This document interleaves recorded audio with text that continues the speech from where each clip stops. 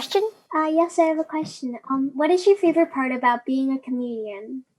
My favorite part about being a comedian is there's a few things. I think the most obvious is when you hit a joke and you make people laugh.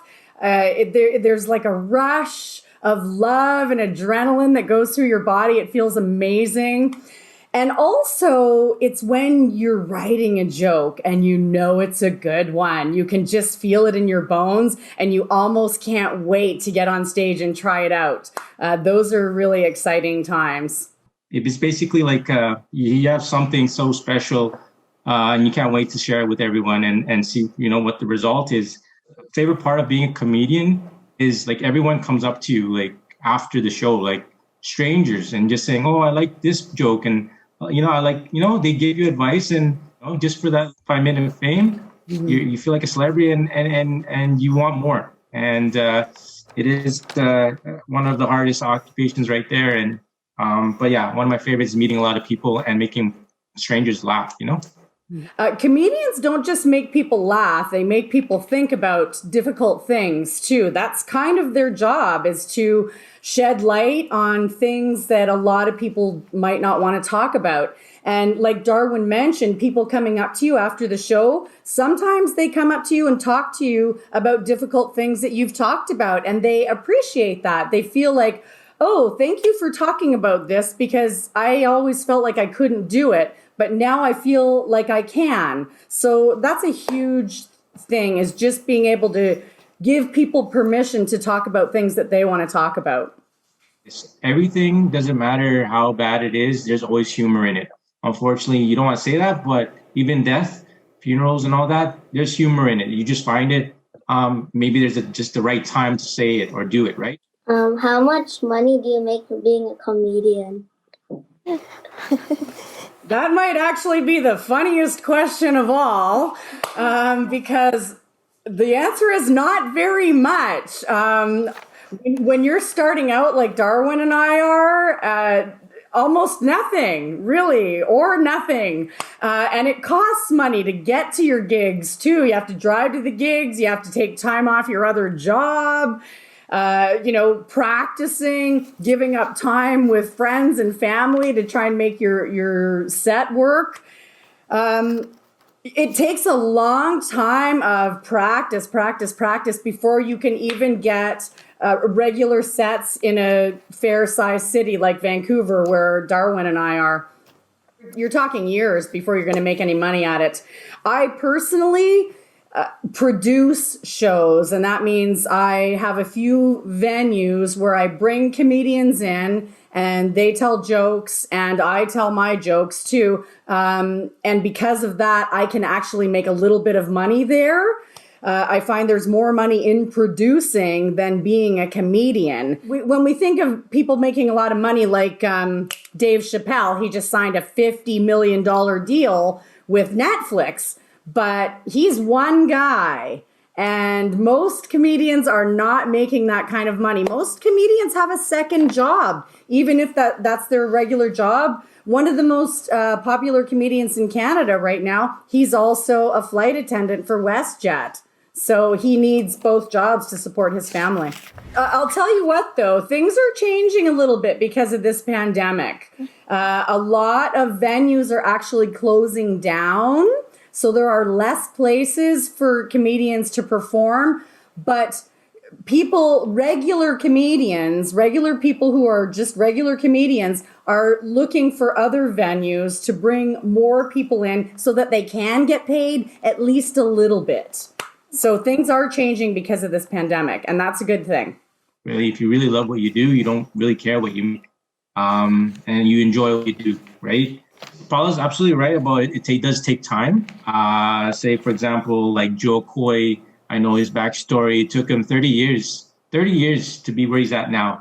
And it does take long. He even told me, he said it's a long road, but I mean, you just have to be prepared for that. Like, we have the technology now to get to where we're going quicker or faster, right? But at the end of the day, money really doesn't matter if you don't enjoy what you do. But you get to travel, you get to meet a lot of new people, You get to meet other comics. Like even like I got to meet Jokoy. Where else would I have met him if I didn't do this? Right. So I'd just like to add a little bit to that too. What Darwin said is so important. I wouldn't trade my first set for all the money in the world because it was priceless. It made me feel so good, making other people laugh and feeling proud of myself when I was done.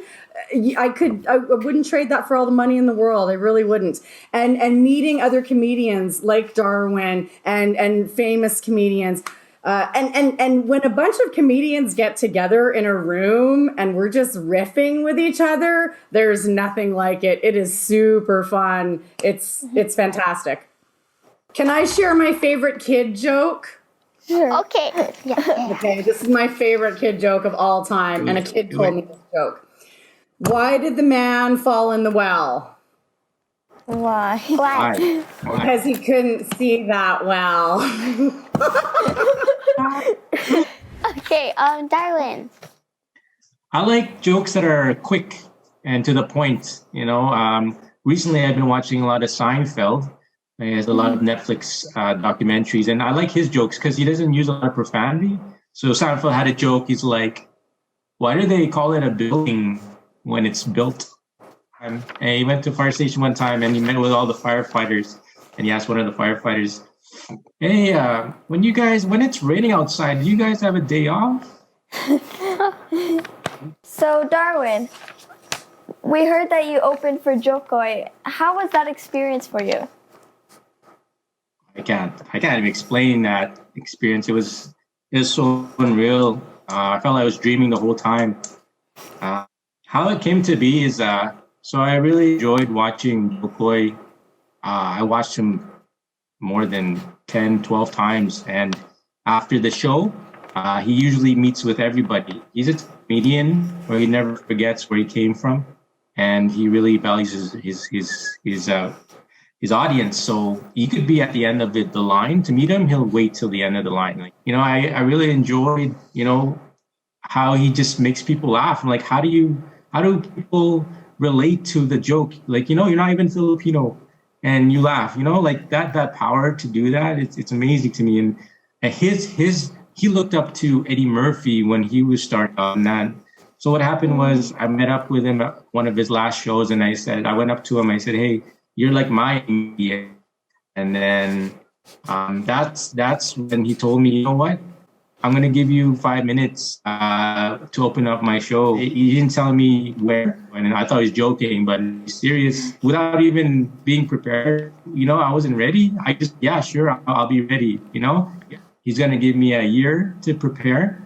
So from that time, that's when I took the comedy class with Paula, because I knew to do this right, I wanted to be professional, and I knew my ideas. Basically, a joke is an idea, and then you put it into a formula, like a joke formula. There's a premise and then a punchline.